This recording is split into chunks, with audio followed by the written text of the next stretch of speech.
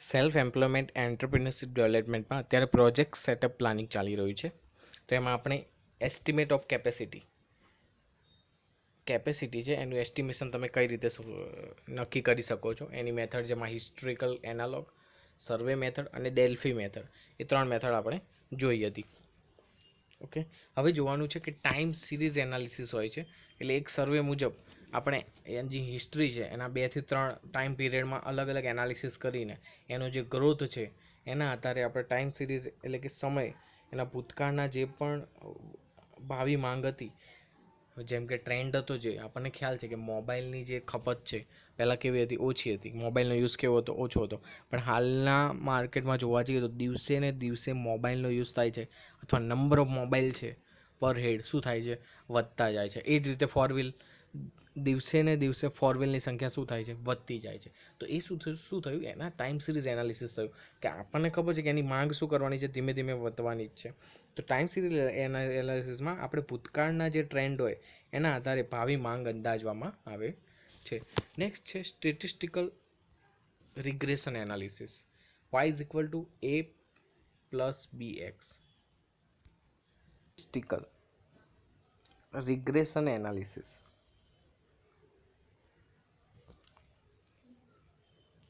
તો આ પદ્ધતિમાં વસ્તુની માંગને આપણે બેમાં વિભાજિત કરી દેવાની છે. એક ડિપેન્ડન્ટ વેરિયેબલ હોય અને એક ઇન્ડિપેન્ડન્ટ વેરિયેબલ હોય. એ બંને વેરિયેબલના આધારે આપણે એનું જે સ્ટેટિસ્ટિકલ રિગ્રેશન એનાલિસિસ કરવાનું છે. એટલે આ પદ્ધતિમાં શું કરવાનું છે કે બે આપણને વેરિયેબલ નક્કી થઈ ગયા. એક ડિપેન્ડન્ટ વેરિયેબલ હોય સ્ટેટિસ્ટિકલ રિગ્રેશનમાં, એક ડિપેન્ડન્ટ વેરિયેબલ, મતલબ તમારી પ્રોડક્ટને અસર કરતા પરિબળો, જેને આધારિત તમારી પ્રોડક્ટની વેચાણ છે અથવા જે પ્રોડક્ટની માંગ છે એને અફેક્ટ કરતી હશે. અને બીજું એવું છે કે ઇન્ડિપેન્ડન્ટ છે, જેને આપણે ગાણિતિક સંબંધ સ્થાપવા માટે ખાલી યુઝ કરવાનો છે. મતલબ એની મિનિમમ માંગ છે જે ઇન્ડિપેન્ડન્ટ છે, ખ્યાલ આવે છે, એના દ્વારા આપણે નક્કી કરવાનું છે. એટલે ડિપેન્ડન્ટ વેરિયેબલ અને ઇન્ડિપેન્ડન્ટ વેરિયેબલ. જેમ કે ચલો ટેલિવિઝન છે, તો ટેલિવિઝનની માંગ શું થઈ છે, ધીમે ધીમે વધારો થાય છે. હવે લોકોની બચત વૃદ્ધિ દર સાથે સંબંધ ધરાવે છે. હા, જેટલો લોકોનો બચત વધશે એટલું ટેલિવિઝનની માંગ વધશે. એ શું થયું, ડિપેન્ડન્ટ થયું. આપણને ખ્યાલ હોવો જોઈએ. તો વાય છે, ચલો માની લો કે વાય છે ટેલિવિઝનની માંગ, કે તમારે આધારિત ચલ છે, ડિપેન્ડન્ટ ચલ છે, બરાબર છે. અને એ છે નિશ્ચિત માંગ છે. અમુક લોકો તો લેવાના જ છે, આપણને ખ્યાલ છે. ટેલિવિઝન છે અમુક નિશ્ચિત માંગ ફિક્સ છે, પણ અમુક જે છે એ બચતના પ્રમાણ ઉપર આધારિત છે. કે જો પબ્લિકનો આપણે ટોટલ જીડીપી વધ્યો, ટોટલ ઇકોનોમિક ભારતની ઇકોનોમી ઉપર આવી, તો ટીવીની માંગ શું થવાની છે, વધવાની છે. ફોર્મ્યુલની વિચારીએ તો અમુક લોકો કેવા છે કે જે નિશ્ચિત માંગ છે, આજે એ છે એ ઇન્ડિપેન્ડન્ટ વેરિયેબલ છે, આટલી તો વેચાવાની છે. પણ જો એક્સ એટલે કે જો બચત સંખ્યા વધી, બચત પબ્લિકની વધી, તો એની માંગ શું કરવાની છે, વધવાની છે. એટલે એક રિગ્રેશન સ્ટેટિક ગાણિતિક કરીને પછી આપણે એનું જે એસ્ટિમેશન છે કેપેસિટી, એ અંદાજવામાં આવે છે. નેક્સ્ટ છે ઇકોનોમેટ્રિક મોડલ. હવે આનો મતલબ સમજો. તો ઇકોનોમેટ્રિક મોડલમાં શું છે કે જ્યારે કોઈ વસ્તુની માંગ અનેક પરિબળો પર આધાર રાખતી હોય, બરાબર છે. જેમ કે પરિબળોની સંખ્યા વધુ હોય, પરિબળો એકબીજા પર અસર કરતા હોઈ શકે છે. તો એવા વખતે આપણે ઇકોનોમેટ્રિક મોડલ વિકસાવવામાં આવે છે. એટલે શું છે ઇકોનોમેટ્રિક મોડલ, એટલે આપણે એક મોડલ તૈયાર કરવાનું છે જે ડિપેન્ડન્ટ ગ્રાફ રેકોર્ડ કરીને કે ગમે તે રીતે, અને પછી એ જે બધા જ ડિપેન્ડન્ટ એટલે કે જેના પર અસર કરતા પરિબળો છે બધા ધ્યાનમાં લઈને એક માંગ છે એ અંદાજવામાં આવે છે કે કેટલી કેપેસિટીની આપણે પ્લાનિંગની જરૂર છે. એક થોડીક કોમ્પ્લિકેટેડ મેથડ, સૌથી કોમ્પ્લિકેટેડ ઇકોનોમેટ્રિક છે, ખ્યાલ આવ્યો. તો આ બધી થઈ એસ્ટિમેશન ઓફ કેપેસિટી. હવે અત્યાર સુધી આપણે જે ક્વેશ્ચન ભણ્યા તમે જોઈ શકો છો, જે જીટીયુમાં પૂછાયેલા બી છે કે state product development stages, difference between monopole, આ બધું જ ભણી ગયા આપણે અત્યાર સુધી, ખ્યાલ આવે છે. Okay, explain factor, process selection, basic method of estimation of product capacity. એટલે ક્વેશ્ચન આઈએમપી છે, તમને અસાઇનમેન્ટમાં ફ્યુચરમાં મળશે. ઓકે, હવે જે જોવાનું છે selection of location. Capacity planning થઈ ગયું તમારું, કે આટલું તમારે જે પ્રોડક્ટ છે એની કેપેસિટી કેટલી રાખવાની છે, આ તે બધું જ બરાબર છે. હવે જોવાનું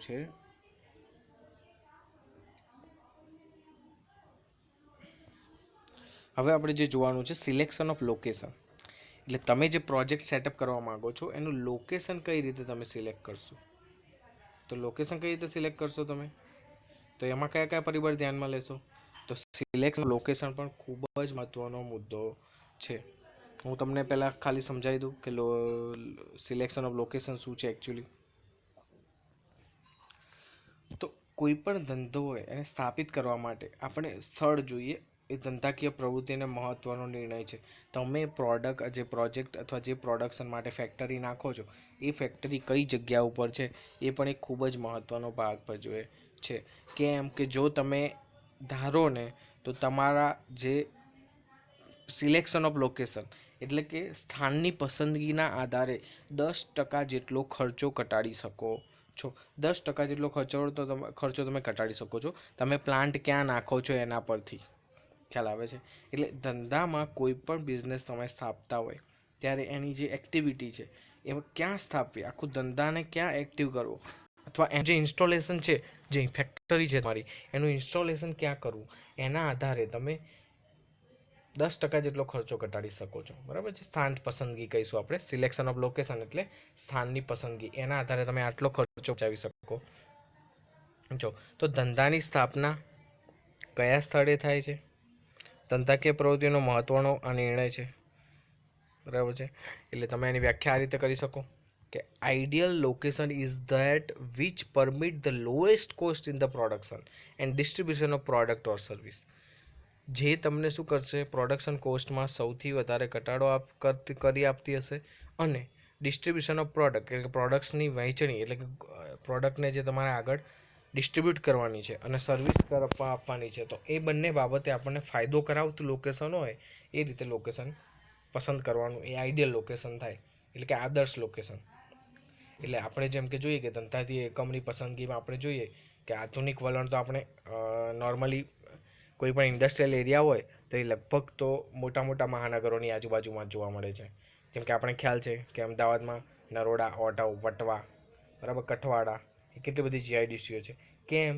કારણ કે શહેરની નજીક છે એટલે પેદાશોનું માર્કેટિંગ સરળથી થાય, પ્રોડક્ટનું ઇઝી ડિસ્ટ્રીબ્યુશન થાય. તો બસ એ બધા પોઈન્ટને આધારે તમે એનું સિલેક્શન છે, લોકેશન એ રીતે વિચારીને કર્યું છે. બરાબર છે. એ જ પ્રમાણે આપણને ખ્યાલ છે કેમિકલ ઇન્ડસ્ટ્રી છે, તો કેમિકલ ઇન્ડસ્ટ્રી ભરૂચ, અંકલેશ્વર એ બાજુ વધારે જોવા મળે છે. કેમ? કારણ કે ત્યાં આગળ ગવર્મેન્ટ એમના ટેક્સ સરળતાથી પૂરો પાડે છે. વત્તા ત્યાં રેસિડેન્સ નથી એટલે કેમિકલ પ્રોડક્ટમાંથી જે પણ ગંદકી નીકળે છે એટલે કે જે પણ ખરાબ વસ્તુ નીકળે છે એનો ઇઝીલી નિકાલ કરી શકાય. એના માટે ગવર્મેન્ટ ત્યાં પ્રોવાઈડ કરે છે એ લોકોને ડ્રેનેજ પ્રોપર. એ સિવાય પાણી છે, વોટર, તો એ પણ પ્રોપર ત્યાં પ્રોવાઈડ થાય છે. તો એ આ બધા જ પરિબળોને આધારે જ આપણે એની પસંદગી કરવામાં આવે છે કે કયો ઉદ્યોગ તમે સ્થાપો છો એ શેના આધારે સ્થાપો છો. ખ્યાલ આવ્યો? જેમ કે ભરૂચ અને અંકલેશ્વર તમને ખ્યાલ હોવો જોઈએ કે ત્યાં આગળ કેમિકલ ઇન્ડસ્ટ્રી કેમ છે? કારણ કે ઇઝીલી ગવર્મેન્ટની પરમિશન છે. ત્યાં તમને સ્થાપવા માટે જો ઇવન કોઈ કેમિકલ કે એવું થતું હોય તો એના નિકાલ સાથે તમે એની વ્યવસ્થા ગવર્મેન્ટ કરી આપતી હોય અથવા ટેક્સેસમાં બેનિફિટ કરતી હોય. ખ્યાલ આવે છે? તો એ બધા જ રીતે તમારે લોકેશન સિલેક્ટ કરવાનું છે. છેલ્લે તો આપણે શું કરવાનું છે? કોસ્ટ કેવી થવી જોઈએ? લોએસ્ટ, અને distribution of product and service. આ સીટની ભાષામાં જોવા જઈએ તો આટલી વસ્તુ આપણે મળવી જોઈએ. તો સેલ્ફ એમ્પ્લોયમેન્ટ એન્ટરપ્રિન્યોરશિપ પ્રમાણે આપણું જે લોકેશન છે સિલેક્ટ આટલા પરિબળોને આધારે થાય એટલે ઘણું. બરાબર. એ સિવાય શું શું જોઈ શકો છો તમે? તો કોઈ પણ ઉદ્યોગ છે એ વ્યાપારિક દ્રષ્ટિકોણથી આપણને ખ્યાલ હોવો જોઈએ કે પહેલું જ છે પ્રદેશની પસંદગી એટલે તમે લેઆઉટ ચેક કરી લો છો, પછી વિસ્તાર જોવો છો અને પછી કારખાના માટે ચોક્કસ પસંદગી. એટલે પહેલાં જ તમે નક્કી કરશો કે તમારો મોટા ભાગના કસ્ટમર મહાનગરપાલિકા અમદાવાદમાં છે, તો તમારે એ જ રીતે નક્કી કરવાનું. અમદાવાદની નજીક નક્કી કરવું પડે. ખ્યાલ આવે છે? અને પછી તમે વિસ્તાર નક્કી કરો કે પછી ત્યાં તમને સસ્તું કયું પડે છે અને પછી તમને કયું કારખાના નજીક છે, કયું તમને ત્યાં ક્યાં લોકોને ટ્રાન્સપોર્ટેશન ઇઝીલી અવેલેબલ છે, એ બધું તમારે નક્કી કરવાનું છે. એટલે સિલેક્શન ઓફ લોકેશન ખૂબ જ મહત્ત્વનો મુદ્દો છે. એટલે ધંધાની સ્થાન પસંદગી એમાં આપણે એની જે પ્રદેશની પસંદગી, વિસ્તારની પસંદગી અને કારખાના માટે ચોક્કસ સ્થાન પસંદગી એ ખૂબ જ મહત્ત્વના મુદ્દા છે. જેમાં આપણે એક્સપાન્શન ઉદ્યોગનું થવું જોઈએ, ડાયવર્સિફિકેશન મતલબ વૈવિધ્યકરણ થવું જોઈએ, વ્યૂહાત્મક વિકાસ થવો જોઈએ. બરાબર છે. એ પ્લાન્ટ માટે જેમ કે ચલો કાલ ઉઠીને તમારે પ્લાન્ટ મોટો કરવો હોય તો જરૂરી જગ્યા પણ મળી રહેવી જોઈએ. એનું રીલોકેશન છે તો એ પણ જરૂરી સરળતાથી મળી રહે તો સારું રહે. ખ્યાલ આવે છે? એટલે પુનઃસ્થાપિતીકરણનો આપણે કોઈ પણ હોય ખર્ચાળ બની શકે છે. એટલે પહેલાં જ તમારે એકવાર ઉદ્યોગ નાખી દીધો પછી એમ કહો કે આ જગ્યા નથી સારી હવે બદલવી છે, તો એ ફરીથી તમારે બીજી વાર આખી કંપની ઇન્સ્ટોલ કરવી પડે. એટલે આ જે નવું કર્યું, એક સ્થાનીયકરણ કર્યું, એક જગ્યાએથી બીજી જગ્યાએ ગયા તમારે, તો એ તમને નવું સ્થાનીકરણ એટલે પુનઃસ્થાનીકરણ તમને મોંઘું પડી શકે છે. એટલા માટે જે પહેલાં જ સિલેક્શન છે ખૂબ જ મહત્ત્વનું છે. ખ્યાલ આવ્યો? એટલે સિલેક્શન ઓફ લોકેશન ખૂબ જ મહત્ત્વનું છે. ફેક્ટર કયા કયા તમે ધ્યાનમાં લેશો? ચલો, તો એ અકોર્ડિંગ પ્રોડક્ટ છે તમારી. હવે તમારે શું શું નક્કી કરવાના છે પોઈન્ટ? તો factor affecting the selection of location, જે લોકેશન છે એમાં કયા કયા ટોપિક અથવા કયા કયા મુદ્દા છે એ તમે ફેક્ટર જે અસર કરશે. તો પહેલું છે નિયરનેસ ઓફ રો મટીરિયલ. તમે જે પ્રોડક્ટ બનાવો છો, જે પણ પ્રોડક્ટ બનાવતા હોય એનું રો મટીરિયલ ઇઝીલી મળી રહે છે કે નહીં, એ પણ ખૂબ જ મહત્ત્વનું છે. હવે રો મટીરિયલ 400-500 કિલોમીટર દૂરથી તમે લાવતા હોય, તમે પ્લાન્ટ લેઆઉટ સ્થાપી દીધો મસ્ત રીતે, પણ જે રો મટીરિયલ છે દૂરથી આવે છે 400 કિલોમીટરથી, તો ત્યાંથી લઈને તો આવું ને, તો ટ્રાન્સપોર્ટેશનનો કોસ્ટ તમારા રો મટીરિયલમાં શું થઈ જશે? એડ થઈ જશે. તો જેનાથી શું થશે? તમારી પ્રોડક્ટ કેવી બનશે?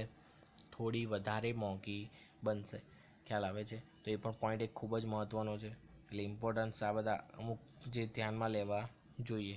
તો નિયરનેસ ઓફ રો મટીરિયલ સોર્સિસ એ ખૂબ જ મહત્ત્વનો. નિયરનેસ ઓફ માર્કેટ. ચલો, બીજું પોઈન્ટ છે નિયરનેસ ઓફ માર્કેટ. તમારી પ્રોડક્ટ બની, રો મટીરિયલ પણ તમને મળી ગયું, ચલો, પણ તમારે વેચવા માટે તમારું જે મેન જે કન્ઝ્યુમર છે, જે તમારી જોડેથી માલ લઈ જાય છે, જે વેચે છે, તમારા ડિસ્ટ્રીબ્યુટર છે, એ બધા 800 કિલોમીટર દૂર છે.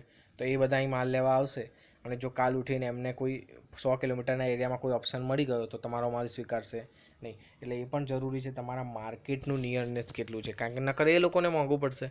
એટલે એના લીધે તમારે પછી પ્રાઇસ પણ એની ઓછી રાખી શકવું પડશે. એટલે માર્કેટના આધારે અકોર્ડિંગ ટુ પ્રોડક્ટ તમારે જોવાનું છે કે માર્કેટ કેટલું નજીક. નેક્સ્ટ છે સપ્લાય ઓફ લેબર ફોર્સ. હવે તમે સાંભળ્યું હશે કે આપણે અહીંયા નજીકમાં કોઈ ઇન્ડસ્ટ્રી હોય, જેમ કે મહાનગરપાલિકામાં અમદાવાદ, સુરત, આ તો એમાં તમારે મજૂરો મળી રહે છે ઓછી સેલેરીમાં. પણ જેવા ભરૂચ એરિયા છે, મુન્દ્રા છે, એવા જે એરિયા છે ત્યાં આગળ મજૂરો ગયા પછી જલ્દી રીતે અવેલેબલ થતા નથી, અથવા એ લોકો વધારે સેલરી માંગ કરે છે. તો તમારે એ પણ જોવાનું છે કે પ્રોપર લેબરનો સપ્લાય આપણને વર્કરો, ઓપરેટરો મળી રહે છે કે નહીં. કેમ? કારણ કે જો આપણને એ મળી નહીં રહે તો એની અછતના લીધે આપણી પ્રોડક્શન સિસ્ટમમાં અસર કરશે. જો લેબરો મળી નહીં રહે, ખ્યાલ આવે છે, અથવા લેબરો એક જતા રહ્યા, ચલો, અથવા અમુક લેબરો આપણને ખબર છે એરિયા વાઇઝ અમુક એરિયા એવા છે કે જ્યાં આગળ લેબરો જે લોકલ હોવાના લીધે કંપનીમાં મનમાની કરતા હોય છે, તો એના લીધે પણ અસર કરી શકે છે. તો આ બધા જ મુદ્દા તમારે લોકેશનમાં ધ્યાનમાં લેવાના છે. હવે કોઈ આપણને ખ્યાલ છે અમુક જે દરબારી ગામો કે એવા કોઈ હોય છે ત્યાં આગળ એ લોકો છે, અથવા એક એક્ઝામ્પલ આપું કે કોઈ પણ એક એરિયા છે જ્યાં એ લોકલ ત્યાંનો કોઈ લેબર છે એ ત્યાં છે, અથવા તમે એને નોકરીમાંથી કાઢી મૂકો તો એ લોકો એવી પણ ફરજ પાડી શકે છે કે તમે એ કાયમી રહી જાય ત્યાં, અથવા બીજા કોઈ વર્કરો છે એ જોબ છોડીને જતા રહેશે. એટલે ટૂંકમાં એ લોકો હડતાલ કરી શકે છે, અને એવા બધા ઇસ્યુ થઈ શકે છે. તો proper supply of labour force એ પણ એક મહત્ત્વનો મુદ્દો છે. ત્રીજો મુદ્દો શું છે? Proper supply of labour force. Next છે facility for the procurement of inputs. હવે આનો મતલબ સમજો. લેબર જોયું, રો મટીરિયલ નજીકનું હોવું જોઈએ, માર્કેટ નજીક હોવું જોઈએ, લેબર ઇઝીલી અવેલેબલ હોવા જોઈએ. હવે જોવાનું છે પ્રોક્યુરમેન્ટ. એટલે બધું જ આવી ગયું પ્રોક્યુરમેન્ટમાં. તમારી જે વીજળી પ્રોપર મળી જોઈએ, ડ્રેનેજ હોવો જોઈએ, બરાબર છે.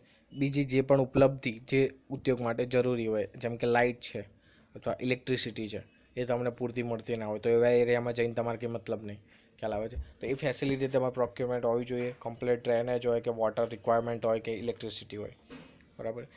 અવેલેબિલિટી ઓફ કોમર્શિયલ સર્વિસ એટલે તમારે એક જગ્યાએથી બીજી જગ્યાએ લઈ જવું હોય તો એના રિલેટેડ કોમર્શિયલ સર્વિસ, જેમ કે આપણને ખ્યાલ છે કે મોટી મોટી ઇન્ડસ્ટ્રી ઉદ્યોગો છે એમના જે રેલવે એમની ટ્રેનની નજીક હોવા જોઈએ જેથી ટ્રાન્સપોર્ટેશન ઇઝીલી દૂર જઈ શકે, અથવા પોર્ટની નજીક હોવા જોઈએ કે એમ જે મલ્ટીનેશનલ કંપનીઓ છે એક જગ્યાએથી બીજી જગ્યાએ પોર્ટમાં સ્થાપિત કરી શકે. એટલે બધા જ પોઈન્ટ તમારે ધ્યાનમાં લેવા પડે. એ એકચ્યુઅલી અકોર્ડિંગ ટુ તમારી પ્રોડક્ટની નીડ છે, તમારું માર્કેટ ક્યાં છે એના આધારે, બરાબર. અવેલેબિલિટી ઓફ સોશિયલ સર્વિસીસ, તો એની પણ એ પણ તમારે ધ્યાનમાં લેવું જોઈએ. અવેલેબિલિટી ઓફ સોશિયલ સર્વિસીસ મતલબ કે જે પરમિશન લેવી પડતી હોય આપણે ઇઝીલી છે. હવે કેમિકલ કંપની છે તો ગમે ત્યાં ગમે તેમ રીતે સ્થાપિત કરી શકો નહીં, પણ આપણને અમુક પરમિશન લેવી પડે, અથવા એ લોકો વિરોધ પણ કરી શકે છે. તો તમારે એ બધી જે સર્વિસીસ પ્રોવાઈડ કરતી હોય એ પ્રમાણેની જગ્યા પસંદ કરવી પડે. પછી ઇન્સ્ટોલ કર્યા પછી કોઈ વિરોધ કરે પછી કંપની બંધ કરવી પડે, અને આપણું જે સ્થાનીકરણ કરવું પડે એક જગ્યાએથી બીજી જગ્યાએ, તો એ કેવું પડે પછી મોંઘું પડે, ખૂબ જ મોંઘું પડી શકે છે. એટલે એટલા માટે અવેલેબિલિટી ઓફ સોશિયલ સર્વિસીસ એ પણ જોવાનું છે ખાસ.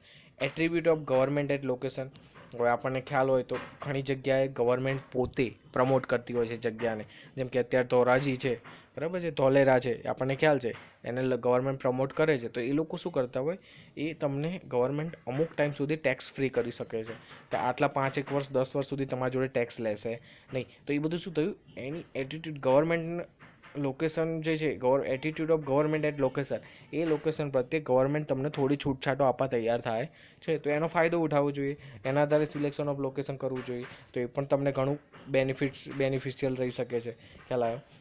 એટલે અમુક જગ્યાએ ટેક્સ ગવર્મેન્ટ ઓછો રાખતી હોય છે કારણ કે અમુક વસ્તુને વિકસવા માટે એ લોકો પ્રયત્નો કરતા હોય છે, બરાબર છે. ડિસ્પોઝલ ઓફ વેસ્ટ, આ મેઇન છે. કોઈ પણ ખાવાની પ્રોડક્ટ બનાવતા હોય, તમે કેમિકલ પ્રોડક્ટ બનાવતા હોય, પણ એના વેસ્ટેજનો પ્રોપર નિકાલ થવો જોઈએ. જો વેસ્ટેજનો પ્રોપર નિકાલ નહીં થાય તો જે તે ટાઈમે તમારે વિરોધ આવી શકે છે, કોઈ ઓબ્જેક્શન આવી શકે છે, અને તમારો જે પ્લાન્ટ છે પણ બંધ પણ થઈ શકે છે, અથવા ગવર્મેન્ટ પણ એને બંધ કરી શકે છે. તો એના આધારે તમારે ગવર્મેન્ટની પરમિશન ઇઝીલી મળી જાય એવો જગ્યા લેવું જોઈએ કે જેથી તમારો વેસ્ટ છે એનો નિકાલ થઈ શકે ઇઝીલી. મેં પહેલાં જ તમને એક્ઝામ્પલ આપ્યું, અંકલેશ્વર અને ભરૂચ છે, ત્યાં કેમિકલ ઇન્ડસ્ટ્રીઓનો બહોળા પ્રમાણમાં વધારો થઈ રહ્યો છે, અથવા ત્યાં બહોળા પ્રમાણમાં વિકસી રહી છે. તો એ કેમ કે ત્યાં લોકો આ વેસ્ટેજ છે એનો પ્રોપર નિકાલ કરી શકતા હોય છે. તો એ ડિસ્પોઝલ ઓફ વેસ્ટ એ પણ ખૂબ જ મહત્ત્વનું છે. એટીટ્યૂડ ઓફ સરાઉન્ડિંગ એરિયા, આજુબાજુનો એરિયા છે એને પણ એટીટ્યૂડ પણ એનો નક્કી કરવો પડે છે. મેં હમણાં કીધું આમાં બધી જ વસ્તુ આવી ગઈ. તમારે ટ્રાન્સપોર્ટેશન આવી ગયું, આજુબાજુના જે લેબર વર્ક છે એ પણ આવી ગયો. એ સરાઉન્ડિંગ એરિયા એટલે આજુબાજુનું એટમોસ્ફિયર, ખ્યાલ આવે છે. જ્યાં સતત કોઈ કેમિકલ કંપની છે એની બાજુમાં જઈને તમે ફૂડ માટેની બિસ્કિટ બનાવતી કંપની તમે વિકસાવવા માંગો છો, બાજુમાં કેમિકલ કંપની છે, તો એ તમારી જે રિવ્યૂ છે એ કેવા રહેશે, એ ખરાબ રહેશે. એટલે સરાઉન્ડિંગ એરિયાના સાપેક્ષમાં તમારે જે કંપની છે, એટલે કે ફેક્ટરી તમે નાની મોટી નાખવાના હોય, એ ફેક્ટરીની પસંદગી પણ એ સરાઉન્ડિંગ એરિયાના આધારે નક્કી કરવાની છે. અમુક સ્ટ્રેટેજિક ફેક્ટર તમારે નક્કી કરવા પડશે કે તમારે આટલા કોસ્ટમાં આટલામાં પડી શકે છે અને અહીં આગળ પહોંચાઈ શકે છે. એમાં ટ્રાન્સપોર્ટેશન કેલ્ક્યુલેશન આવી ગયું, રો મટીરિયલ તમારું આવે એનું ટ્રાન્સપોર્ટેશન, એટલે બધા જ કેલ્ક્યુલેશન તમારે સ્ટ્રેટેજિક ફેક્ટર બધા જ ધ્યાનમાં લઈને તમને જે મહત્તમ ફાયદો કરાવતું હોય એ નક્કી કરવાનું છે. તો એ તમારા એના આધારે તમારે લોકેશન છે જે પ્લાન્ટ નાખવાનું અથવા ફેક્ટરી નાખવાનું, એ લોકેશન છે તમારે એના આધારે પસંદગી કરવાની છે. અને અધર ફેક્ટરમાં બીજા બધા જ ફેક્ટર આવી ગયા. ગવર્મેન્ટનો ટેક્સ બેનિફિટ હોઈ શકે છે, બરાબર છે, અથવા કોઈ સબસિડી હોઈ શકે છે. અમુક જગ્યાએ એરિયામાં અમુક બિઝનેસમાં તમને ગવર્મેન્ટ સબસિડી પણ આપી શકે છે. તો એ બધા જ મુદ્દા ધ્યાનમાં લઈને તમારે જે સિલેક્શન છે લેઆઉટનું એ નક્કી કરવાનું છે. તો તમારો આજનો ક્વેશ્ચન આ જ છે કે what is selection of location for plant અને factor affecting selection of location. તો તમારે આ જ ક્વેશ્ચન લખવાનો છે કે factor affecting selection of location and what is selection of location. ખ્યાલ આવે છે? અથવા આજે આવ્યું કે સિલેક્શન ઓફ લોકેશન તમે કયા પોઈન્ટના આધારે કરી શકશો, અને એનો ફેક્ટર અફેક્ટિંગ એમાં કયા કયા ફેક્ટર તમે ધ્યાનમાં લેશો. તો આજનો ક્વેશ્ચન તમારે આ જ લખવાનો છે સેલ્ફ એમ્પ્લોયમેન્ટ એન્ડ એન્ટરપ્રિન્યોરશિપ ડેવલપમેન્ટમાં, કે what is selection of location and factor affecting the selection of location.